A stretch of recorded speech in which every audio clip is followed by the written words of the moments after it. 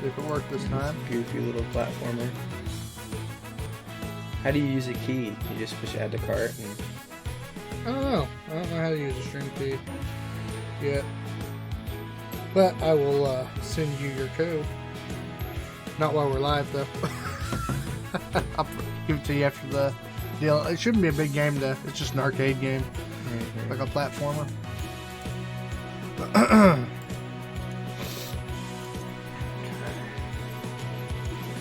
Yeah. I think we sound good. Hopefully. As good as it gets, baby. As good as it gets. Golf with Friends has like 2 new levels. Oh, really? Oh, Golf with Friends. The best game ever made. I have some downloadables to talk about tonight, too. Mm-hmm. Some DLC content. But I'm not going to give it away just yet.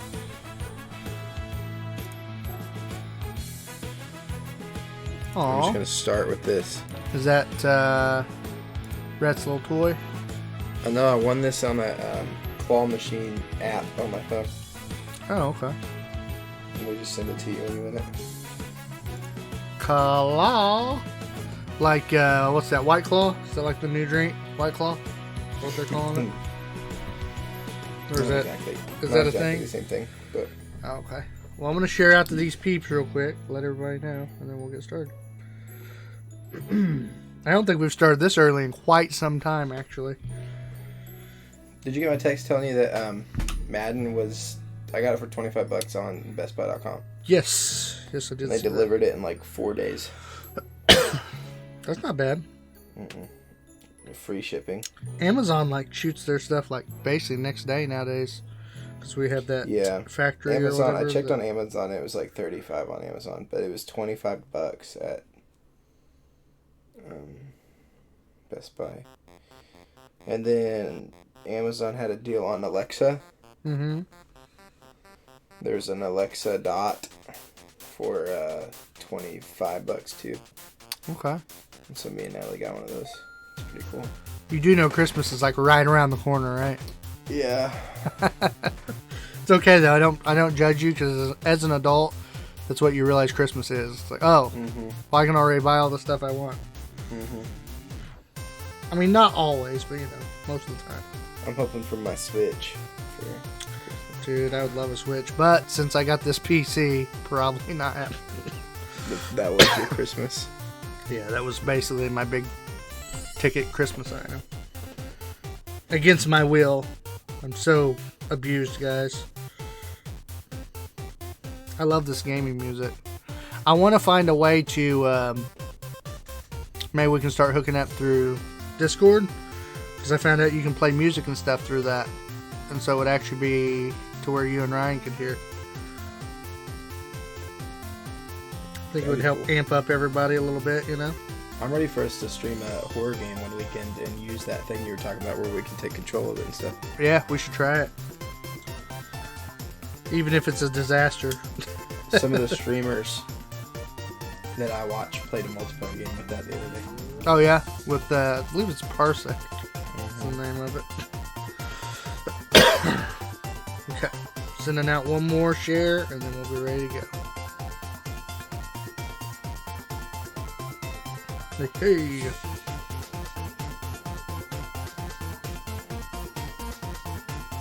It's playing gaming, Christmas gaming music in the background. Which I'm all about. I can't hear it. I know. I feel bad for you. Hey, but you can go back after the show, listen to the podcast on the live, and there you go. You'll be all set. Oh, all right. You ready to do this, Hunter? Mm-hmm. All right, buddy. Let's do this officially.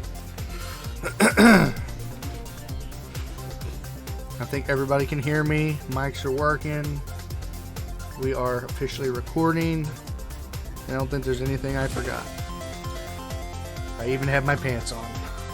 Nice. And you didn't even really have to do that. True. Because I'm so sexy. All right. Here we go. 5, 4, 5, 2, 9. Wait, are you doing it first or B? You. The intro. Mm-hmm. Okay.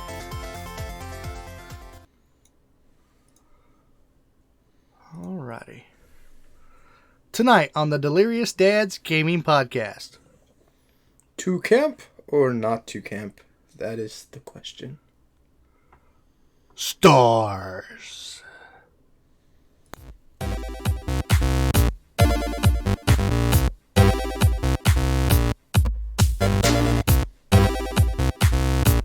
And now, the Delirious Dads Gaming Podcast.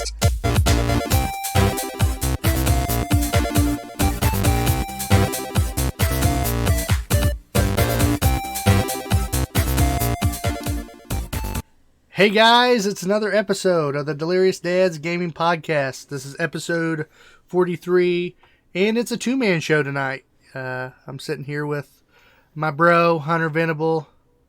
Haven't seen him since before Thanksgiving, so definitely missed you. Kind of a rarity. It's not usually just me and you on this show. I know. I think we're breaking new ground right now. This is like a history moment of just Clinton Hunter rocking the Delirious Dads Podcast. Oh, yeah. Ryan is out putting up Christmas lights, and kids around the Oklahoma area are mistaking him for Santa. That's right. Yep. Dark-haired Santa. Yeah. Well, from a distance, if he's wearing red. They might think. He might be a little chunkier than Santa. Yeah. I think you're right. Could you imagine that fall off the roof? Just saying. Major foundation damage, folks. Well, for once tonight, maybe I'll get a full sentence out. There you go. Yep. Amen. I'm just playing, Ryan. If you're listening to this, we love you. We do. We love you. And hey, you got to make that money. And right now, Christmas lights is where the money is at for Ryan. So priorities, But that's okay, guys. We got a good show planned out. I will be hitting you with some news. Hunter's going to be bringing us some tips and tricks for a popular video game that's out right now. And then I will be hitting us with the freebie farm for the week, or for the month, I should say. So you can see what downloadables you got. That sounds good. Yeah. Before we go on, though, how was your Thanksgiving, Clone? Oh, it was good. It was good. Lots of turkey, lots of dressing. I just went totally off the gluten wagon. Just ate every piece of gluten there was, out there. But I did make the green bean casserole, and it turned out very well. Good. Very well. Now there was a little bit of a twang. If I don't want as much twang to it, would that be the cooking sherry or would that be the Worcestershire? I'd have to, like a sourness to it? Or what? What's your twang? I almost have to taste it, because Parmesan, did you put Parmesan in it? Yeah, put Parmesan to it. Parmesan can cause a twang if there's too much. Okay. All of those things. And the cooking sherry, you got to really make sure you cook it off.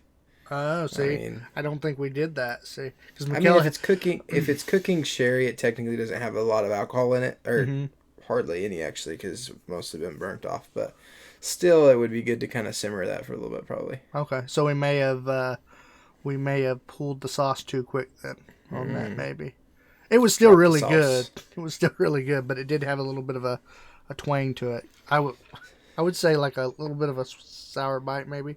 Yeah, it might have been a little too much Worcestershire or the sherry. Yeah. I made a quick version of it for my work, and I didn't use any sherry or any of that, so I kind of just made my own cream sauce reduction. It was really good. I bet. And then, I don't know about anybody might not know this, but we went to North Carolina. And so, I didn't do, well, I say, usually when we go up there, I plan on making a lot of things, and then everybody else makes a lot of things, and there's just way too much food. Like, we just eat and eat until we're miserable. So, Natalie's brother had a good idea that we don't cook out of line, and that we don't have a bunch of hors d'oeuvres and snacks until after dinner, which usually we'd have like a spread of cheese board right before, and all shrimp and all this stuff, and we eat all day, and then Thanksgiving dinner comes and we're like, we're not really hungry. So it really worked out this year. I helped in the kitchen a lot, but I didn't really cook my own things. The only thing I did cook that I had planned the recipe for was a bourbon pecan pie. Okay. Which turned out real nice. Oh, I've had the bourbon pecan pie. Well, Mikkel's made one before for me, and it was really good. And so, yeah, so my Thanksgiving was magical. We had a great time with the nieces and all the in-laws. And Were they all just crazy about Rhett? they were crazy. It was the first time any of Natalie's siblings met him, and they loved him, ate him up. Mm-hmm. And also, Cousin Eddie made an appearance. Oh, really? At our Thanksgiving. So does that mean I can release the picture on Facebook? We have a picture that we should put on the Delirious Dad's website and on our Facebook page. Yeah, for sure. And so maybe if it gets 1,000, I should have been thinking. I could have loaded it. I could have loaded it on the live stream if I would have been thinking about it, but that's all right. Yeah, maybe we can throw it up there at the end of the episode or something. Yeah. Golly, that's awesome. Yeah, Hunter has a cousin Eddie that will blow your socks off. Looks just like him. It's real nice, Clark. It's real nice. Real nice. God, I gotta watch that movie now. It's a good one. Yeah. Not tonight, though. Tonight, all about the games, baby. That's right. Well, I'm glad you had a good Thanksgiving. I'm sure Ryan had a good Thanksgiving. I think it was the one day or one night that he took off from working. So, good for him. But yeah, so let's head on over to the news and get you guys caught up on what's going on as we head into December. Let's do it.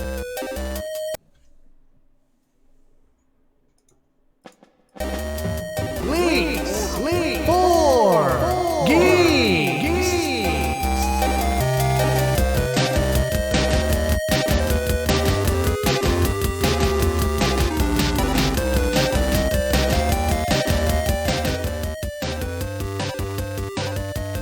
And the headlines right now, guys, are crazy.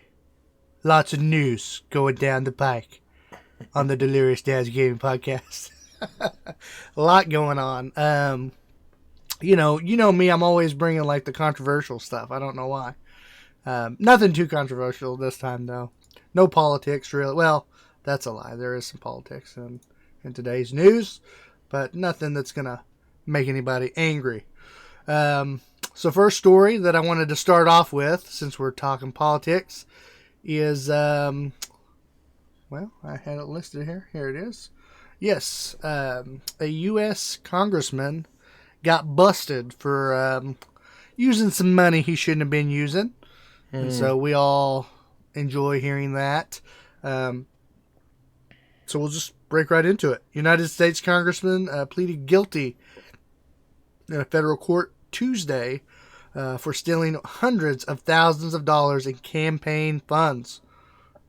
Among the illegal uses of those funds were plane tickets for his pet rabbits and video games on Steam. What? Yes.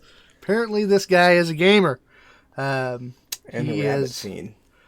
Duncan D. Hunter, Republican out of California, was first questioned by investigators about how he managed to afford his family's lavish lifestyle. The San Diego Union Tribune reported that among the expenses in question were some $1,302 worth of Steam games. Wow. Yep. Since that time, Hunter's wife, Margaret E. Hunter, was also implicated in the scandal. The U.S. Department of Justice adds some additional color to what the pair has now pled guilty to. Some of the items were movie tickets, sneakers, trivial, video games, Lego sets, Play-Doh. I mean, you name it. They were just having fun, spending money. According to the same press release, the maximum penalty in this case is 5 years in prison and a $250,000 fine, or roughly 6,251 copies of Halo: The Master Chief Collection, which is the top-selling game on Steam at the moment. Oh, man. That is a lot of money. $1,300. You buy a lot of games on Steam for $1,300. They got they got the $10 games, the $20 games. I mean, you know, it's so surprising to me that a politician would be doing something so sketchy. He had to be buying it for kids, right? Yeah, well, that was a shot in the dark, or a shot at the politicians in our country, because it seems like they're always doing something sketchy. Oh, yeah. I watched some mafia documentary, or not documentaries, but some interviews, and they had some interesting tidbits about our government and politicians and how the system's set up.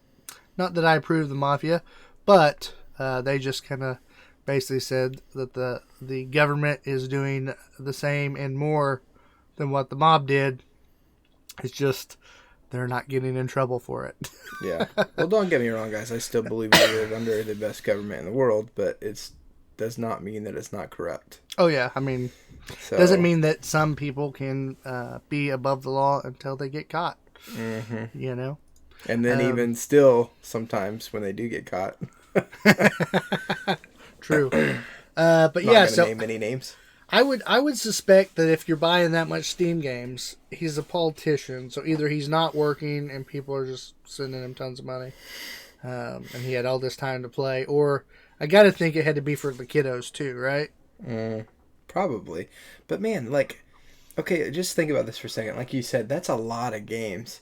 Yeah. Think of how big that Steam library is. Like how you got to scroll through. Yeah. Like what? Where do you get the time to play $1,500 worth of games? Like, it's got to be like Fortnite, right? There's got to be. I mean, Fortnite's not on Steam, obviously, but it's got to be a game like that, right? Where they're just putting tons of money into one game. Maybe. I guess. I really wish they would release what games they were. Well, just like I'm even curious. Here's the thing: is like even the special edition games usually don't run you more than $100. Like the special edition Maddens or the special edition Call of Duties, like they'll get up to maybe $120, but I don't think they've ever gone. I've never seen a game unless it's like comes with a collector's item or something too. Yeah. But geez, man, like you said, it seems to like games are cheaper on PC on Steam, so he's just got to be racking up some games. Oh yeah. He's playing Farm Simulator. He's playing whatever. He's got all the best equipment on Farm Simulator too. Yeah. That dude's got the biggest combine. He's blinging, baby. Blinging. Well, to get through more news that's has created controversy in the past. Excuse me. The maker of the popular video game League of Legends, the lawsuit has been finished. We had talked about this earlier in the year. Riot Games, of course, is who we're talking about. They had some issues. I believe it was back in August. Anyway, they had the big employee walkout over the company's treatment of women. It was an issue with how the males were being paid more than the females, and then some other things like discrimination type stuff. So the maker of the video game and the company themselves is going to pay $10 million to female employees to settle a class action lawsuit. And like I said, primarily gender discrimination. The Los Angeles-based Riot Games will make payments to about 1,000 current and former workers who have been with the company in the last 5 years. The case against Riot Games claimed women were passed over for promotions, paid less than men, and worked in bro culture, as they put it in quotes. By the way, this is by CBS. The lawsuit also claimed that Riot Games' corporate culture led to sexual harassment and misconduct. Riot Games violated California's equal pay, discrimination, and retaliation statutes. The lawsuit alleged, noting that about 80% of Riot's 2,500 staff members are men. So there's that. Right. Some of that I'm like, well, it's video games though. So right. That's what I was about to say. Like, I understand you want fair opportunities, obviously, for both genders, and I get that. But at the same time, like, bro culture, guys, it's a video game development studio. Yeah, there's gonna be bro culture there, and I mean, that's like the same thing as I guarantee you this could have been argued at ESPN a couple years ago. There's got to have been bro culture around sports all and over stuff the like place that for those reporters.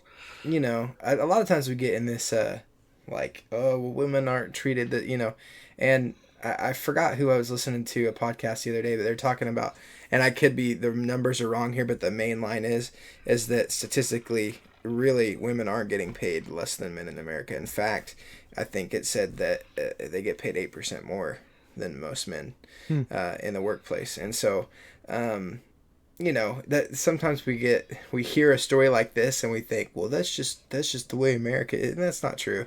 Yeah. But I think gaming right now is at a spot where sports broadcasting and stuff is kind of at the same time. Mm-hmm. You don't see a lot of women in that right now. That doesn't mean that They're not you in it. see, Right. you see a lot more these days. Now, I don't agree with if women are getting passed up for promotions, and clearly all of the women in the studio are making less than every man. Obviously, there's something a little wrong there, but you can't attack a place for bro culture. Like, Yeah. you know what I'm saying? Like, Well, they did come out making a statement on that. They said that that whenever they investigated it, gender discrimination, sexual harassment, and retaliation were not systemic issues at Riot. So maybe there were some instances, but nothing that's widespread. They also say that probably jokes. yeah, I think that's probably primarily where this whole thing blew up, I'm sure. But they said also what we also learned during this process was some writers have had experiences that did not live up to our values or culture. As much as we sometimes joke about ourselves still being a small indie company, the reality is that the Riot of today is different from the Riot of 2006, and in some ways, as our company grew, our culture did not always keep up. Mm-hmm. So they're kind of blaming it on, we're kind of sticking to the old way of when it was just us guys, Right. But well, I've worked with guys before, like in the restaurant industry, back in the kitchen, where you get into this bubble of joking, and if somebody's walking by the kitchen window and heard some of the stuff they're saying out of context, it'd be like, whoa. yeah. And so I think probably you got a couple of that stuff in. If people listened into us while we were gaming. Oh yeah, online, we would be. Yeah. People would be like, well, "Really? Like, is that really who that person is?" Well, no, Yeah, not yeah. really. I mean, so you just throw around jokes, and that's not to say that's appropriate all the time, but right. They definitely need to have who respect knows? for women and Yes, that kind of thing. respect woman. Respectable man. Yeah. So that's it for that. At least they settled it. They squashed it. Hopefully, the company can move on and make better decisions and have a brighter outlook. Because League of Legends is still a big game and killing it. So, I think the bottom line to a lot of these stories that you start to see about this, and then racist. Mm-hmm. I truly do. I'm not saying that they're not out there. There are racist people. There are sexist people, but I think majority of the time, what we see is just people messing with butt heads, not necessarily like real racist. You're getting you're getting just somebody who's a butt, like an idiot who's just being stupid, and so it blows up into this huge doesn't thing. necessarily represent the majority. No, but sometimes we think that it does. Mm-hmm. Well, I'm not gonna hit you with any more controversies or philosophical stuff or anything that we need to mull about as we solve the world's problems here on Delirious Dads Gaming. That's right. Now we're gonna actually talk about games and what's coming. First one, we all like westerns. We enjoyed Red Dead. Red Dead Online they're finally getting more and more content out, and it's really making me want to get back into it. As of December 13th's update, Rockstar will be bringing a new role to the frontier. Coming next week, you'll be able to choose a new specialist role. It's called Black Market Moonshiner. That's cool.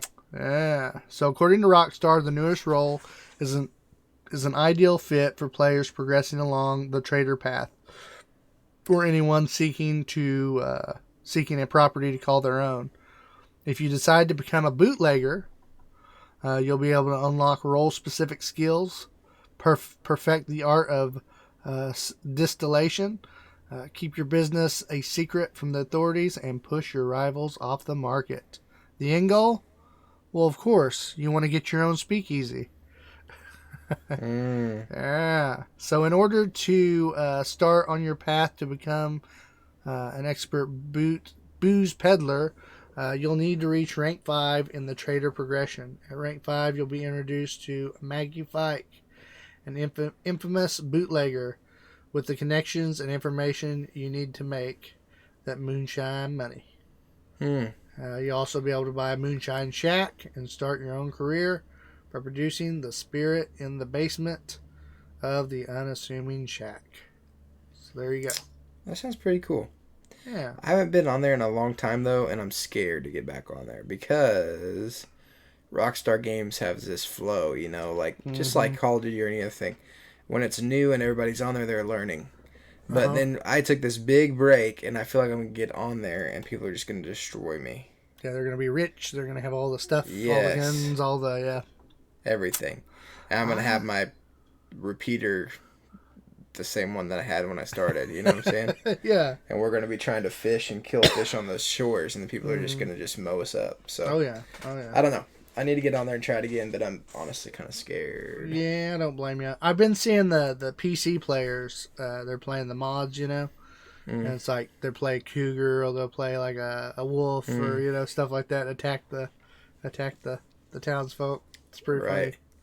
Pretty good little videos. That's hilarious. I've seen a couple of those too. Yeah. So that's pretty cool. I want to be like the big crocodiles or something. Like a crocodile. Yeah, that'd be sweet. Or a horse. Why would you be a horse?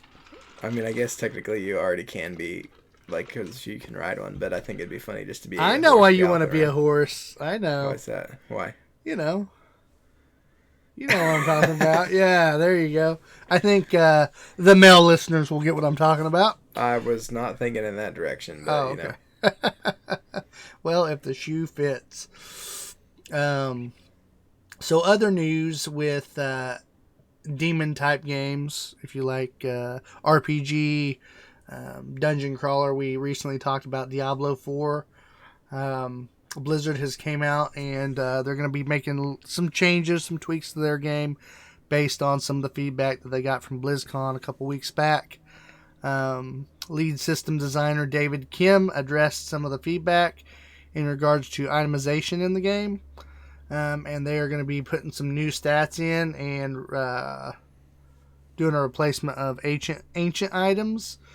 For those of you who don't know, in Diablo 3, ancient items are basically items that you could get in the game that were like stronger items of a legendary item that you might find in game. And so it was like a stronger ultimate level of that item. And it was kind of something you would work towards your in-game build, like when you're building your stats and stuff. So they're going to be taking ancient items out of the game, and they're going to replace it with a consumable that lets you add legendary affixes to a non-legendary item.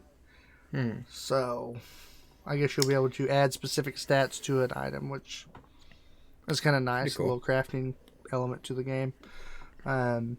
They're also going to do 3 new stats. They're called Angelic, Demonic, and Ancestral Power. It's going to have certain bonuses. Did you say Ancestral? Yeah. Because it really sounded like you said Ancestral. And I was like, that not need to be in there.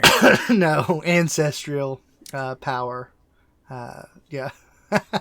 Yeah, that would be a little too dark for Diablo. There is no power in incest, okay? No, definitely not. Right now. Yep. I mean, hey, we know, what is it? Is it Britain, England? How they mixed in the same. Well, you know how they like marry a cousin or something, or I didn't know that. Yeah. They do that in Arkansas too, I think. Maybe they're not that close, but I'm just saying it comes out in like the teeth and things like that. It's like a genealogy. Oh, I got you. Yeah. Some imperfections that they acquire because of mixing of the genes too close. You know, that blood relation, not good. Right. Yeah. I got you. So weird. Well, I don't know how we keep getting on these weird conversations tonight. Yeah, I'm pulling you off. I'm sorry. One more weird conversation. Blizzard, if anybody ever watched this by chance from Blizzard, would you guys please start making some animated movies. Like, Oh, I know. you guys are so good at those little cutscenes. And here's the thing. You stand by and let World of Warcraft get slaughtered in a movie. Oh yeah, yeah. Like, Like it the was graphics terrible. they could have just did a whole cinematic with the in-depth stuff that they have. Like when your Would be way better. game cutscenes are beating out a movie that was produced for your... Like, come on, guys. Yeah, they could have produced their own, and it would have been Anyways, better. another and it would have rabbit been- trail. Yeah, Start making movies. I've been thinking that for years, man. For years, their cinematic team is amazing. So yeah, if you guys ever get a chance, just go check out the Blizzard cinematic stuff. Even if you're not a fan, like even if you don't know the lore of the games, their cinematics is amazing. That's me. Like, I really don't follow that stuff, but when I come over to your house to watch BlizzCon, it's like the movies that they're the little cut movies they have, even for their card games, guys. Like, Yeah, their card games. you even guys are fun. Blizzard's putting so much effort into their cutscenes, and they just need a little push further. Just go ahead and make movies. What are you doing? Yeah, Like, yeah. Could you imagine when we get to a point where games look like their CGI stuff? I can't. No, We'll that's be crazy. old. Problem is, we'll be old and have cataracts. We won't be able to see it. Well, I mean, I think we're closer than we think. Like, some of the graphics in these games are crazy. Even Yeah. that new one with what's his name in it, the weird one. Keanu Reeves. No, Cyberpunk looks really good too. But I'm Yeah. talking about Death Stranding. You're talking Death about with Norman Stranding looks Reedus? really pretty. Yeah, it's It crazy. looks really good. With So- the ladders and the... have you seen some of the memes on that? No, but I'm just talking about the countryside is so pretty in that game. Oh, yeah. Even the detail of the characters. Yeah, it Mm-hmm. all looks good. Well, another game that looks good, it's an older game, but it looks good, is the game DayZ. It has beautiful landscape, beautiful graphics, of course. It's taken from Arma 2's engine because it was originally a mod of that. Well, last year they had released the official beta. Then it came out on Xbox and PlayStation. Now they have officially released some DLC for it.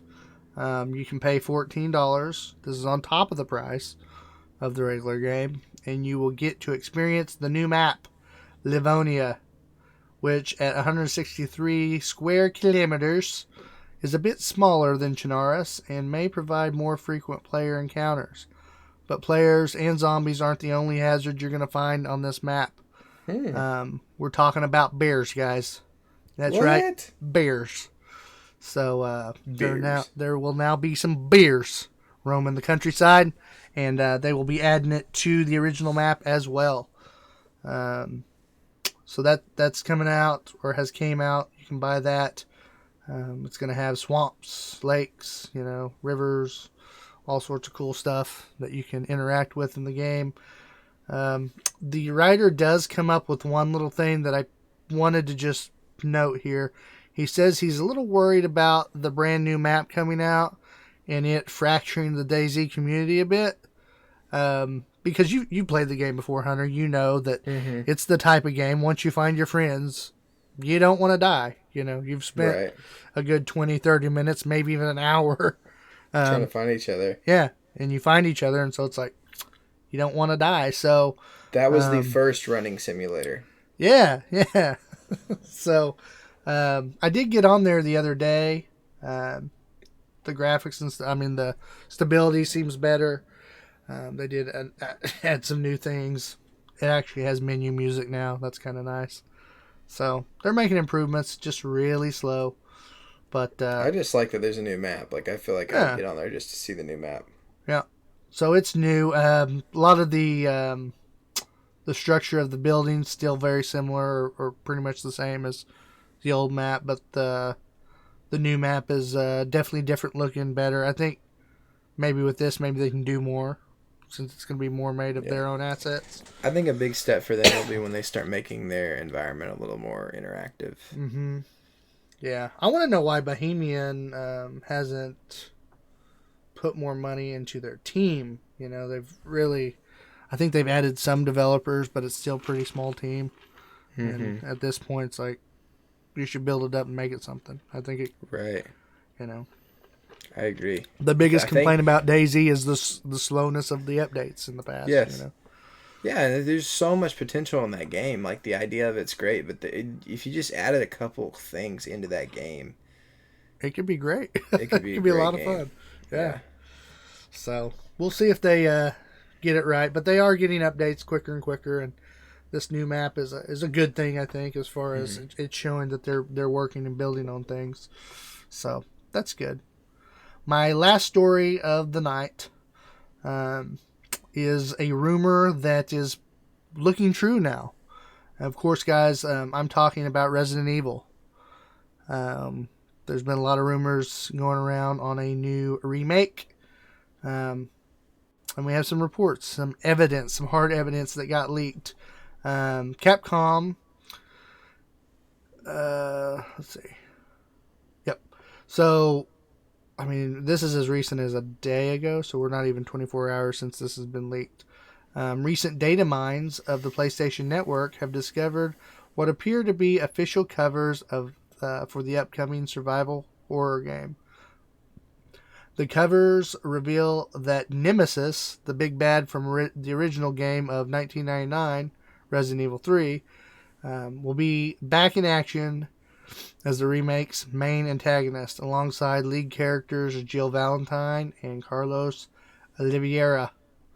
Looking to go into combat against the backdrop of Raccoon City. Mm-hmm. And the Sounds pictures... great. We got to finish the second one first, dude. We do. But the pictures, just to let you guys know, the pictures look really good. I didn't upload any for this, but the picture of Nemesis looks amazing. They have some pictures of Jill and Carlos, and it looks legit. It looks really good, and I'm excited. Super excited about it. And so this is also something that's came alongside with... it's been rumored to release in 2020, and then another game that may release the same year, they're saying, is a asymmetrical multiplayer spinoff called Project Resistance. So they're actually working on a multiplayer game, but they are expecting that Capcom should announce Resident Evil 3, the remake, by next week. During the Game Awards show. When is the PS5 coming out? When we talk about that, isn't that next year too? I think so. I think holiday of next year, or maybe after. Yeah. So I want to know, like, how do you, as these game developers, start? Like, when do you start leaning into, okay, well, we need to start developing this for next gen? Yeah, I've kind of thought about that. To me, the way they're starting to do the consoles and what they've talked about with the Xbox and what they've talked about with PlayStation on both levels, it seems like they're doing it more kind of like the PC has done it, which is we can keep putting out games that will play across all platforms or all consoles. It's just this is going to be the upgraded graphics. So I think, like with PC, you can always just adjust your graphics right there on the spot. So if you have a cruddy computer, you can pick low settings. You get a high-end supercharged gaming PC, you can go higher ultra settings, right?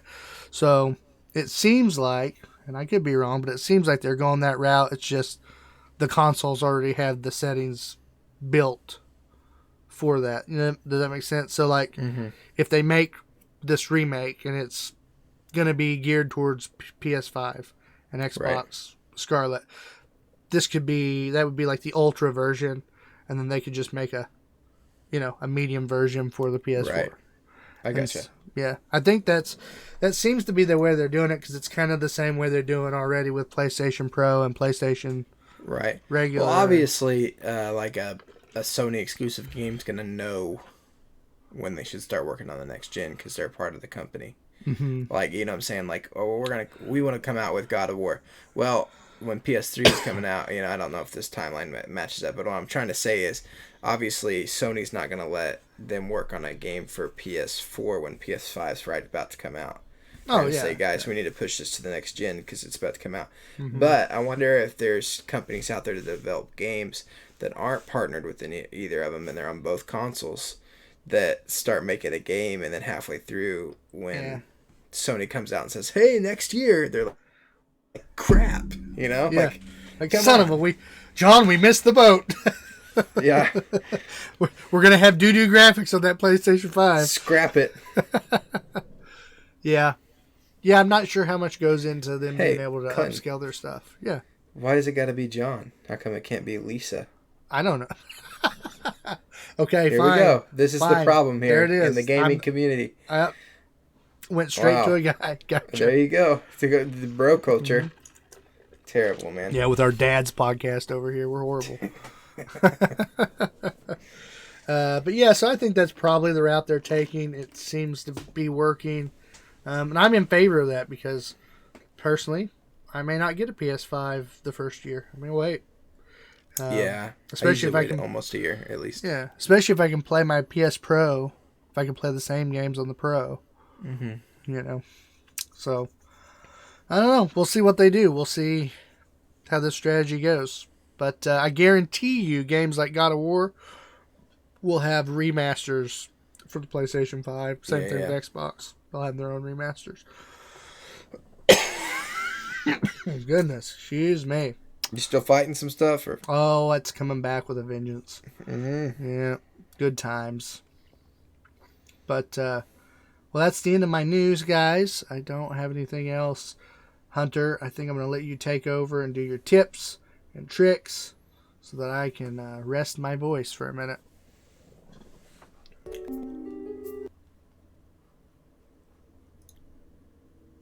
Easter eggs and cheese. It's time for what they don't want you to know.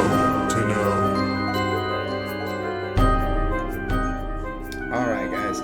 Today I'm bringing you some tips and tricks, and I wanted to pull out of the bag a Modern Warfare because, you know, it's a newer game. Everybody's on that wagon right now. Everybody I know has it. Almost everybody. I don't currently have it. Usually how I do it is my cousin is a fanatic about Call of Duty, and he gets it every time it comes out. So I let him play it for a couple weeks and then tell me if I should get it or not. This one he's not a big fan of because he says a lot of people camp and he can't stand that. Oh, yeah. And so it's a game that's perfect for guys like me and you. And, well, I don't know if you're a camper, but... We'll see. I got some tips and tricks here that'll tell you. And this covers the whole game. It does not just cover online, so there's a couple things about the campaign or whatever it may be. Mm-hmm. So without further ado, let's jump right in here. Let's do it. Number 1 on the tip list, it says, do not be afraid to change your difficulty. In Modern Warfare campaign, it comes with 5 difficulty modes, which each provide a completely new challenge. While Infinity Ward has set regular as the baseline, there are other options available to you depending on your proficiency with first-person shooters and experience with other entries in the series. Recruit has been retooled to be an even better entry point for those that are new to the genre, giving you an opportunity to experience the story without dying every other step. So basically, there's a lot more you can read on that, but long story short, you know, don't feel like you know, you can't change your difficulty. You know, I remember Call of Duty, I think it was the first Modern Warfare. It was the first game I think that it started doing the red screen when you started getting shot up and the blood speckles on it. And I remember like I didn't switch my difficulty when I first started that game and going into it and just getting shot up and killed in seconds, and I'm like, what is going on? Now, if I remember correctly, the old games, I don't know if they're doing on the new one. If you did hardcore, it didn't do that, right? Hardcore was like you just died when you got shot. Right. Like on online hardcore on the older ones, it's like one shot kill almost on every gun. Like, I mean, not technically, but by the time you're getting hit, you're gonna be dead. It was basically a more realistic approach. Yeah, because I remember you didn't have your maps, you didn't have your radars, nothing. Yeah, nothing to help you out really. And from what I've seen on this new game is that they said the campaign is more challenging than usual, and so I know in some of the older Call of Duty campaigns, you could just run out and start gunning down people, and you were okay. You know what I'm saying? And that may be the case with what they said on the entry level one, which is called Recruit. And so maybe if you do turn on that, you can just kind of run and gun and enjoy the story. But from what I've heard, the baseline that it starts you on is pretty challenging, and you have to take cover. If you don't take cover and time your attacks wisely, then you will go down. So that I've heard good things about the campaign. Aaron, my buddy who plays all the Call of Duty, said it was the best campaign he's played. Nice. So if you get on there, it's good news that they have a variety. You know, give yourself a challenge or walk through the story. Number 2 on our tips is move with caution. It's incredibly easy to die in Modern Warfare. Unlike other recent entries into the long-running series, Modern Warfare is a grounded experience that focuses on the power of the individual soldier. It means that you'll need to take in each scenario and work out the best way to weave through firing lines. Fight the temptation to sprint out in the open, like I said. Instead, you should attempt to push forward slowly, move between cover, whatever cover you can find, before taking a few shots and repeating the same process again and again. If you spend too long out of cover, out in the open, or taking aim at enemies, you will be punished for it. Okay. I think, Which like I said, makes sense. I mean, realistically. Well, that's warfare. Yeah, you can't just run out in the middle of warfare. But you used to in some of these older games, like I said, you could. They had some auto aim, so you could just run out, guns blazing. I like that there's a more realistic approach on this. Taking that arcade out of it. I've heard that there's such a more realistic feeling to the guns. I've heard there's such a more realistic feeling to the combat, and I like that. You know, I think that. I remember that's whenever I really kind of gravitated towards like the Rainbow Six games. At some point, and I think it was at that point where the Call of Duty games were more arcade, and Rainbow Six was very strategical. Right. You were taking cover. You could look out from things and repel. It reminds me of. Is Halo. Like the Halo campaign, you just run and gun and jump and fly and you know what I'm saying? Like you quick. Just bum rush. Yeah. Bum rush and you throw the grenades and so it's kind of cool to see that this is moving in a direction of being more realistic. Yeah. I mean, when it's a game about war, I agree, And taking cover, you see it even in the, not all of them depict what real war is, but in the soldier movies, you see them tap on each other's shoulder and move up to the next cover point. They don't just run out in the middle of the jungle or anything. Yeah. So if it's a thin red line, it's nothing but scopes. But yeah, long movie. So find your favorite gun is point number 3. This should come as no surprise, but Modern Warfare features a heck of a lot of guns. The campaign is a great place to try a huge variety of Modern Warfare guns. Before you get into a killing field of multiplayer, find which gun you like. While each of the missions will start you off with a predefined loadout, you will find that new weapons can be found across the map and in safe houses, as well as picked up off the bodies of conquered enemies and fallen comrades. Get your hands on as many of these as you can in the campaign, and you'll feel better prepared for what awaits you in multiplayer. So that's a good tip. Nice. I mean, obviously, test the waters when you don't have all that heat on you, because, those guys on multiplayer... Yeah, they're going to be quicker. And can eat you alive. Yep, headshots. And that brings us to number 4, which is campaign experience will help online. That's good to know. The tactics that you learn in campaign will directly inform how you should play in multiplayer. The lessons that you learn here, from moving cautiously and using cover, to working with your squad mates to clear rooms, and the importance of checking corners, are great strategies to learn early on.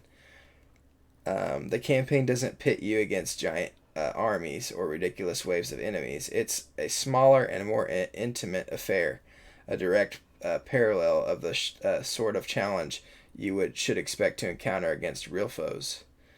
The campaign is a great time, but you should also think of it as a learning experience. So that's cool. I never thought of any of the past Call of Duty campaigns as like anything close to online play. Yeah, yeah. I mean, it wasn't the same at all, and you don't even play in the same way. Yeah, You know what I'm saying? Completely different modes. Yeah. I So like cool. I like what you said about even in multiplayer, like you'll learn to go in as a squad and clear out rooms. That's interesting to me because I don't remember. I remember working as a team with your buddies, but it wasn't like not that way. I don't know. It sounds like it's Right. more strategical. So Well, and in the past ones in the campaign, there were just ridiculous waves of people. Like, you'd be in a compound, and all of a sudden there's 30 to 60 people coming at you, and you're like, what the heck? mm-hmm. You know, why do they have this many people? But it sounds like this is more strategic towards, warfare and going in at small waves of enemies and stuff like that, and that's cool. I like that. I think also another good point I made in there is checking corners, because I've heard there's a lot of cubbies and corners to hide in on online this year, or in this new game. So they're kind of welcoming the campers. Yes, they are. Well, I mean, and people can get mad about that, but like if you're going back to a realistic approach of war, you're gonna be bunkered down somewhere. Yeah. That was always what I laughed about. Like, I played it like I would in real life. Like, I'm not just gonna stand up and just machine. This isn't Scarface, Right.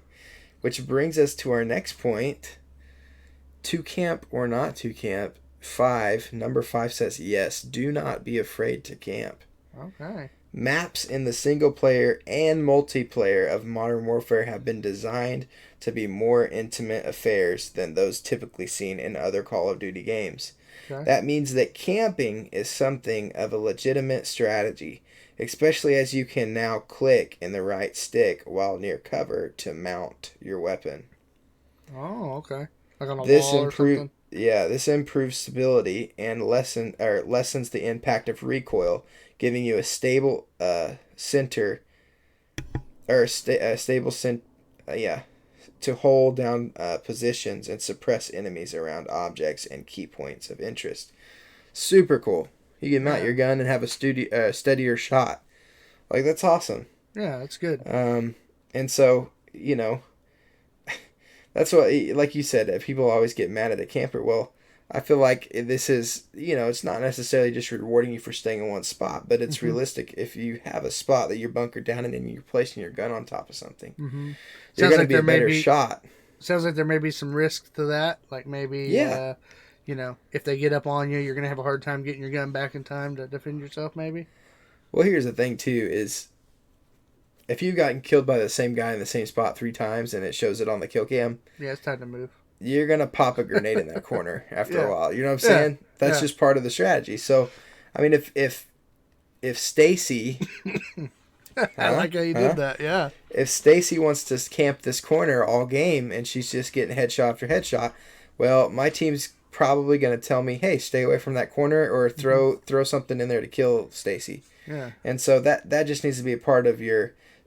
you can say all you want. Don't get mad. I'd probably get mad too if Stacy was camping me, but I think it's cool that they're kind of switching the gameplay up in this one and Stacy's got a gun.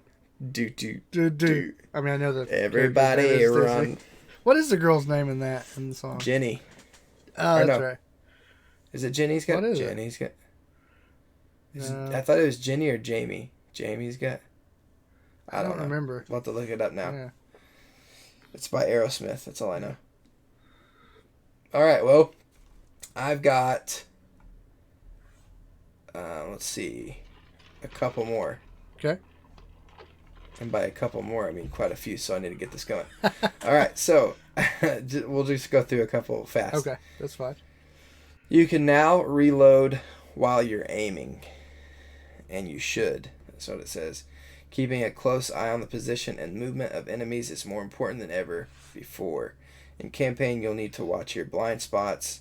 The AI will use them to their advantage, and that's doubly true for multiplayer. So, you can now, I guess, reload while looking down sight, which is very cool because that's nice. it was this whole ordeal. And the other games were basically like animation, and I got killed all the time reloading in the old ones. Yeah. So reload while you're aiming. Do it as much as you can. Use doors to your advantage. Honestly, the amount of enemies, be they real or AI, that sprint blindly through doors is almost funny. Thanks to the increase of interior environments this time around, there will now be plenty of opportunities to use doors to your tactical advantage. Sprinting into a door will cause you to kick it open. It'll make a loud noise, but it could give you the element of surprise. Opening a door while aiming down sights will actually give you a small window to peek through the door and get a grenade into adjacent space. Okay. While there's always the option of simply camping a door or shooting directly through them to take advantage of less careful foes. So, yeah. All the old Call of Duties, people just sprinting through doorways. So I can imagine. I don't remember doors being shut, though, in the old multiplayer. No. So. There's no, I don't think in multiplayer there was shut doors. It's all just open archways and stuff. Good. So it sounds like they're taking ideas from Rainbow Six. They're taking ideas from like DayZ, where you have to open and shut doors or bust through doors, that kind of thing. Very cool. I like that. I'm just going to grenade all my doors down. Next one says, keep an eye out for alternate paths. I was really bad about this, and my cousin kind of taught me a lesson on, like, part of your strategy is mapping out the way you want to go on your map and keeping to your flow, because if you have it down, then you know where to aim and look around corners and stuff. So flanking has always been a key tactic of Call of Duty, and that's especially true in Modern Warfare. Infinity Ward has given movement and mantling a bit of a refresh here in Modern Warfare, giving you a little more scope to use the environments to your advantage. In both the campaign and multiplayer, you should keep a close eye out for alternate paths through the levels and opportunities to mantle up and over cover to keep new firing positions. So move around, look for new places to go. Okay. It says experiment with your aim assist settings. Move those around and get comfortable with what you like on your aim assists. Use gunsmith responsibility. The loadout system in Modern Warfare is a complex beast. Weapons have individual levels, and it won't be long before the game is flooding you with a wide variety of attachments such as scopes, stocks, attachments, perks, and more. Because the variety being offered here, it is really easy to completely mess up the performance and capability of an otherwise decent weapon. Each attachment has its positive and negative, so you will need to be careful and consider your options before running with the system. So this stuff has always bothered me in the last games. It'll probably bother me in this one if I got it. And it's just like any other RPG that gets me anxious. And I don't know if I'm using the right things, and if I'm, got my gun to the best ability. It's almost like in Borderlands, and when I'm like, should I drop this gun or save it? It's the same thing with Call of Duty. It's like, should I use this perk or the other perk? Or should I use this scope or should I use this scope? Like which one's better? And I spend way so much time on that it's almost unenjoyable for me. Sometimes I'm like, just give me a loadout. I don't care. Yeah. So you can be careful with that. Spec Ops is a great way to unlock gear fast. So Spec Ops, obviously, in all the recent ones, and including this one, is colossal challenges that require you to work together with teammates, and you unlock things through those missions. You can edit your loadouts in mid-game in this game. Oh, okay. So if you're struggling to make a dent in the multiplayer, it's worth remembering that you can now edit your loadouts while in the middle of a game. So you can switch your guns and stuff mid-game now. That's pretty good. It says, and then the last one that I have here, it says create classes, not loadouts. Given the wide variety of different maps, modes, and game types available in Modern Warfare, and the fact that you can edit your loadouts on the fly, you should consider building different dedicated classes rather than a mess of slightly alternate takes of your favorite loadouts. This is particularly useful when jumping between modes like Ground War, which requires a keen focus on anti-air weapons and mid to long-range distance guns, and modes like Realism or 20-man TDM, which are more intimate affairs. So create you some classes, not just loadouts. I like that. Yeah. All these improvements you're talking about are really kind of get me pumped about the game. Like, now I feel like we may have a dilemma after Christmas season. It's like, do we get Borderlands 3 and play it, or do we play Call of Duty Modern Warfare? I mean, I don't know. We didn't You even know what I finish mean? Borderlands 2, so I know. Well, we've got to get on maybe these games. maybe Well, that means we lean towards Call of Duty. yeah, I'd lead into that steer. All Well, right. and I like that it's cross-platform too. Yeah, So that's crazy. I didn't know that. So yeah, looks like a really cool game. I've heard mixed reviews, but I've heard more good things about it than I have bad. yeah. Same I've heard here. Camping is about the only thing people don't like about it. But I've also heard, my friend Aaron is ridiculously good at this game. And he says that the skill-based matching is good on this game and that he plays people that are in his skill boat all the time. And I can't even imagine that game. I don't even want to look at it. So Yeah. Speaking of which, I think I saw Johnny put up a post. He's going to they're doing a Call of Duty Modern Warfare tournament in Sand Springs here pretty soon that he's going to be going to. That'll be awesome. That'd be cool. I mean, I'm not going to be in it because I'm not any good, but for anybody in the Oklahoma area, check that out. For sure. One other complaint. Sorry to cut you off, but another complaint. I had seen some guys on a dad group talking about Call of Duty. Was the I guess there's a issue, maybe not necessarily an issue, but scope shine. This guy was talking about on snipers in the game, they've put like a shine on the scope, and he said it doesn't matter where I'm at. He said I can be in a dark room, and that scope is still freaking showing light bounce off of it. He said so it's kind of helping people find out where snipers are, Right? Because of the shine on the scope. But I don't know, it could be a glitch. Maybe they'll fix it. They're trying to be so realistic that they're unrealistic. Yeah. Yeah, I get that. Like, I do like the idea of a scope flare, but it needs to be when there's light hitting it. You're right. Right. But I didn't do any like looking up to see if there's any validity to what the guy's saying. He could just be griping to gripe, Mm-hmm. So it's kind of I think they'd have a way to go back in there and patch that to where they need to be outside for that to work, or somebody's got to have their flashlight on near them. Yeah, I'm almost wondering if maybe people need to be reporting that to Activision Blizzard so they can fix it. Because they may not know about it if you don't tell them. So. Very cool. Well, that's all I got for my tips and tricks this week, my man. Well, we appreciate it, and now I want to go play Call of Duty Modern Warfare. Yeah. Thanks check for it that, out. Hunter. You're welcome. Just adding to the money you have to spend. Well, sometimes you can get things free.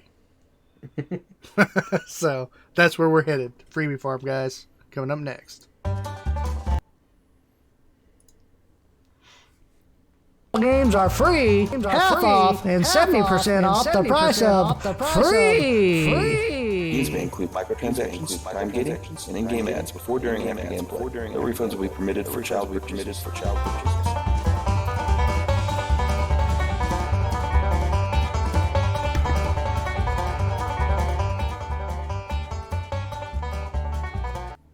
And when I said I needed free, I was serious, guys. Not getting any new games for Christmas unless you guys get me a gift card or something, which is okay. It's all good. But we're going to hit up, since we're here at the beginning of December, we're going to hit up the games that are coming free this month. I didn't look up quite as much as Ryan does because I feel like he definitely hits up a lot. I'm going to primarily hit Xbox One, PlayStation, and then I found some Epic Game Store free game, and then Twitch has some free stuff. So we'll run over that real quick. First off, with Twitch Prime, if you're paying the subscription, you have Twitch Prime, you can get these free games in December. First one is Sherlock Holmes, The Devil's Daughter. This is a classic Sherlock Holmes adventure. You're going to work your way through the darkest corners of London, poking and prodding to unravel the mysteries while using the detective's powers of deduction to reveal the story. This game is a fantastic detective adventure by Frogwares that boasts a rich story and brilliant gameplay. Even more thrilling now is that it's free on Twitch Prime. The second game they have listed here is Hover. It's a futuristic action parkour game with some seriously in-your-face cyberpunk-styled visuals, fast-paced gameplay, and even cross-platform multiplayer. There are 10 playable characters to dash about the world with plenty of tricks, combos, and special moves to pull off. So there you go. That might be a fun little multiplayer game to play.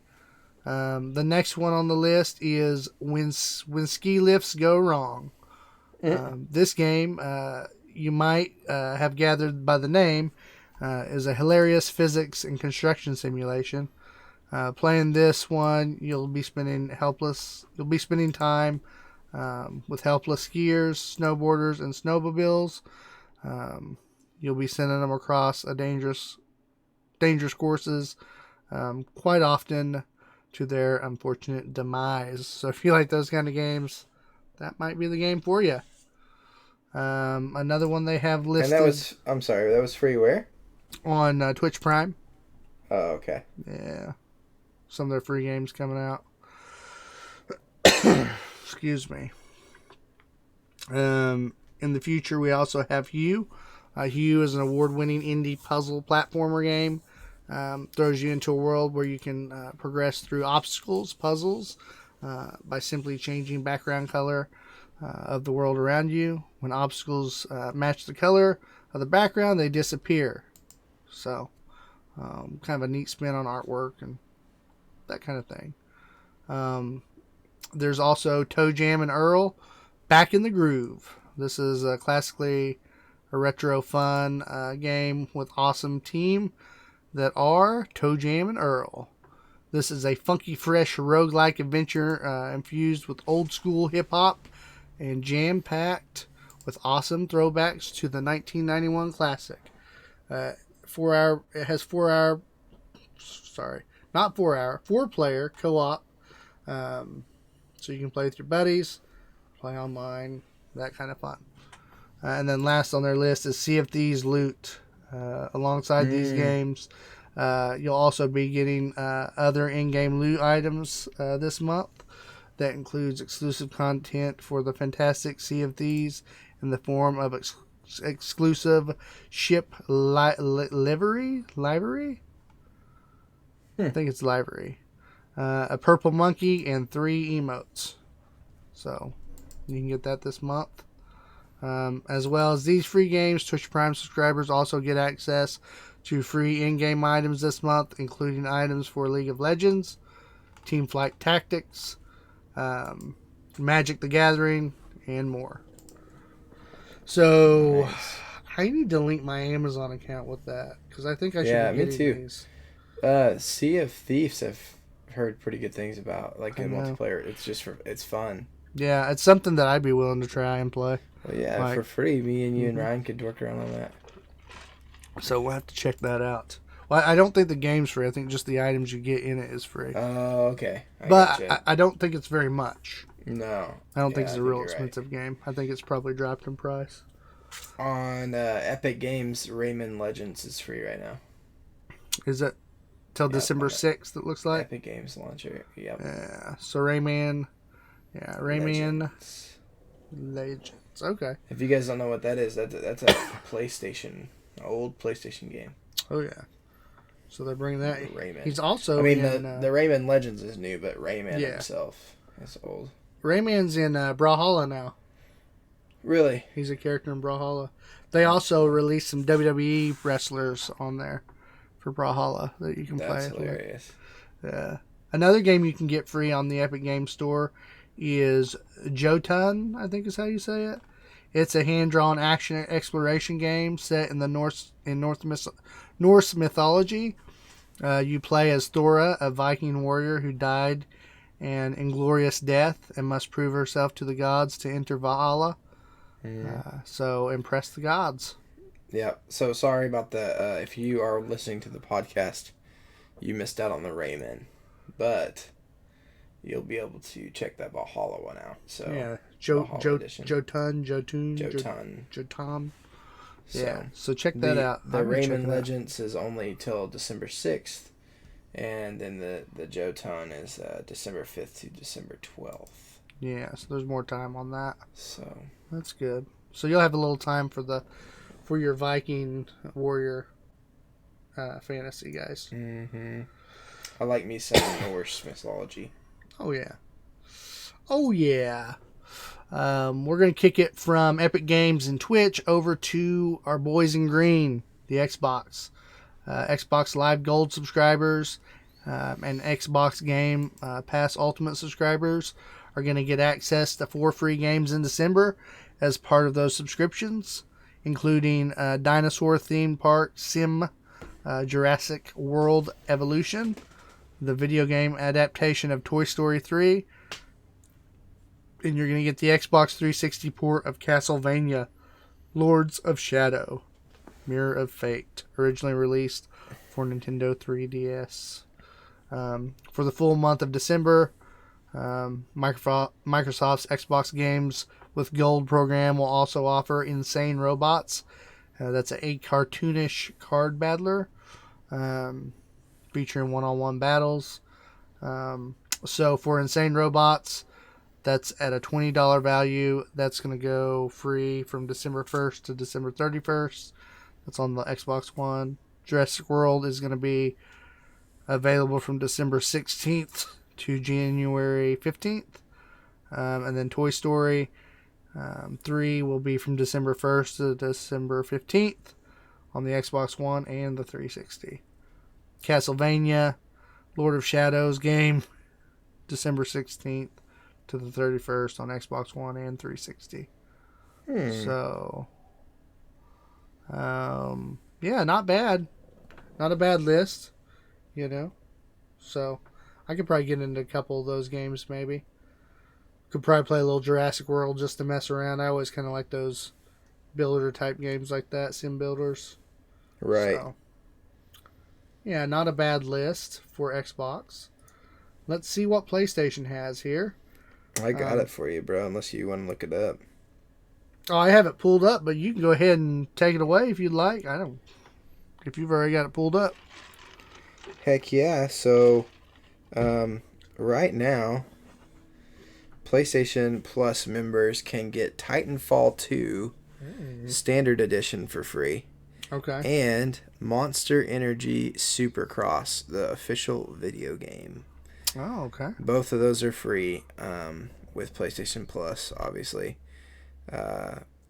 So, yeah. So, subtotal together, those would be the price of a $60 game together, and you get it for free. Yeah. That's not a bad deal. No, I'm going to check those out. I used to love the Supercross games, or like ATV off-roads. I love those games when I was growing up. So is that what this is based off of? Monster Energy? I don't know. So is it Monster Energy like it's Monster, the energy drinks? Like, yeah. Okay. I didn't know if it was going to be like Monster themed or if it was the... No. This is drink. this is like motocross. Okay. I get it. So they're like branding Supercross. It's a racing, motor or dirt bike game. Oh, okay. Hey, not too long back I saw a little rumor article type deal that was saying Tony Hawk is trying to get into the works of making another skateboard game. Wow. That'd be He better sweet. do, if he comes back with that, he's got to make a heck of a game, because he kind of diluted that market. Like, because they were releasing them almost every year? Or, I know they produced a lot of them pretty quickly. Where they weren't as like innovative as they once were. Right, yeah, and so they just kind of like, is almost, I don't know how to explain it, but it was too saturated. Like, they did too much and too much of the same stuff, and then they tried to just make their games longer, and it just got to where it was like, I'm not buying the new Tony Hawk. That game was really cool when it first came out. I mean, like the first couple ones, and I loved like American Wasteland and stuff, but as they got after that point, they were just kind of like too much. Yeah. I think more open world, like just let you run around with your buddies and skate and do different stuff. Mm-hmm.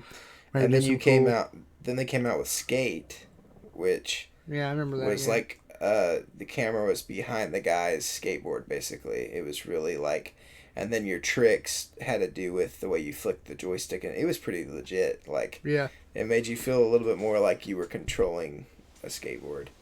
But Okay, well, how about this? A Tony Hawk VR game. that would be cool. Like a skateboard and VR type game. Dude, I think that would make me sick. But I don't know how they I- pull it off. You'd almost have to buy a pad, like a skateboard pad. Right. And I don't know how they pull it off, but Well, they used to have something like that for the Wii, didn't they? They had yeah, like I think a they Wii board, did. You and bought like a would little lean and skateboard stuff. Mm-hmm. But So you had- you could get away with doing that again and then having a VR set. But can you imagine, like, on some of those old Tony Hawk's games, you got big air. Can you imagine in VR getting big air Oh yeah. and then Well, and coming down hot and My stuff? my only thing would be you'd be sweating like a pig, so it'd just get super foggy in your Yeah. lenses. So I don't know how they would combat that. That'd be a cool You idea. though. actually have to do like a kickflip to do a kickflip in that game. That'd be sweet. I mean, I wouldn't hardly be able to do it. I'd probably break an ankle, but No, that'd yeah. be sweet. Hey, the last thing on that PlayStation list,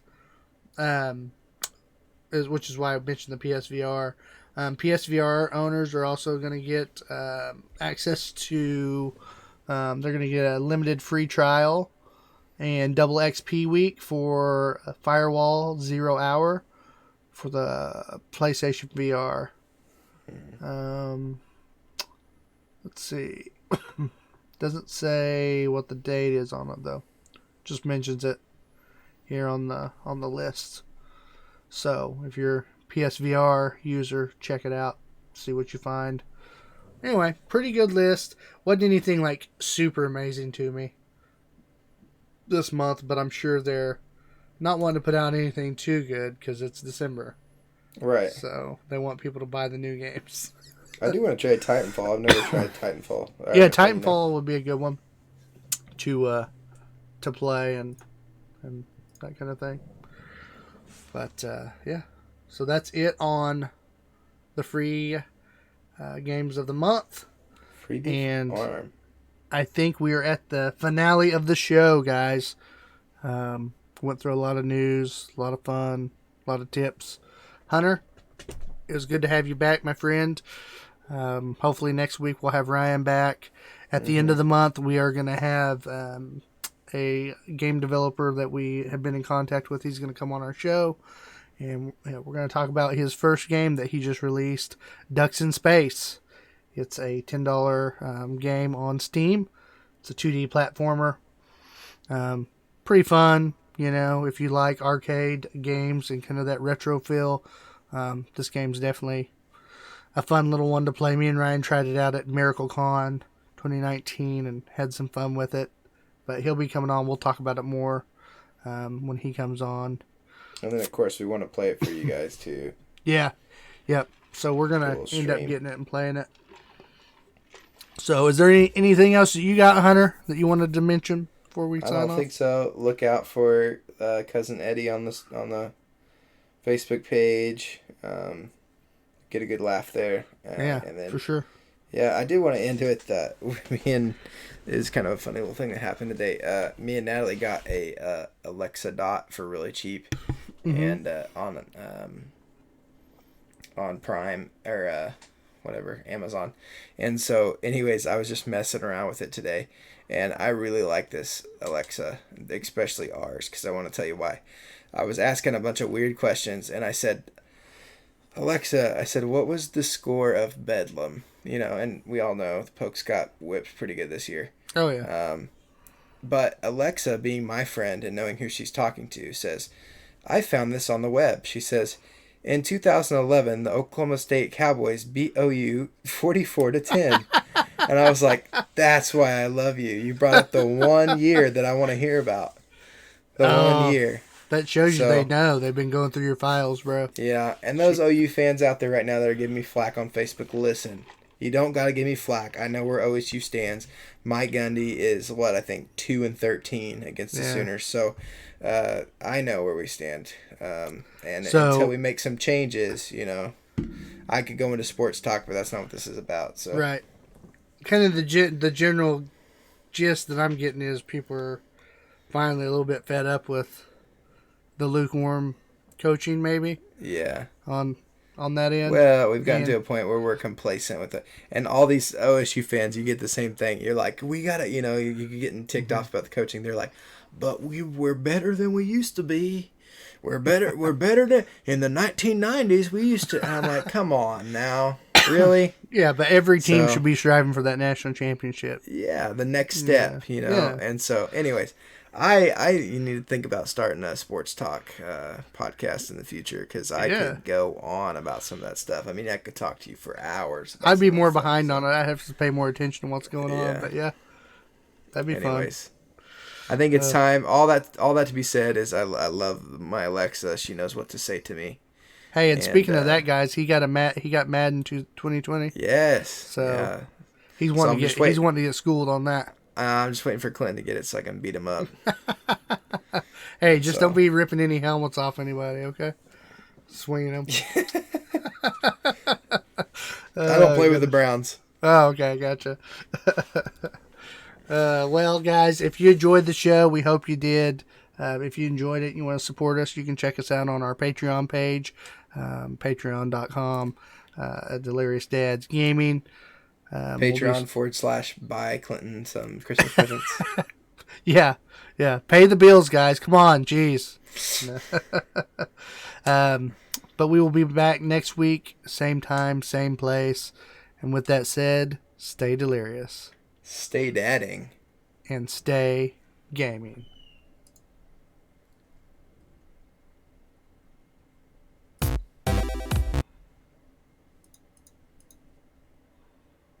For more information about the show, visit our website at www.deliriousdadsgaming.com. You can also find us on facebook.com/deliriousdadsgaming, twitch.tv, and YouTube. Make sure you like and share our pages to help us grow the channel. You can listen to the podcast on iTunes, Google Play, Stitcher, and Spotify. Please leave a rating and review if you enjoy the show. Thank you again for listening, and we hope to see you next time.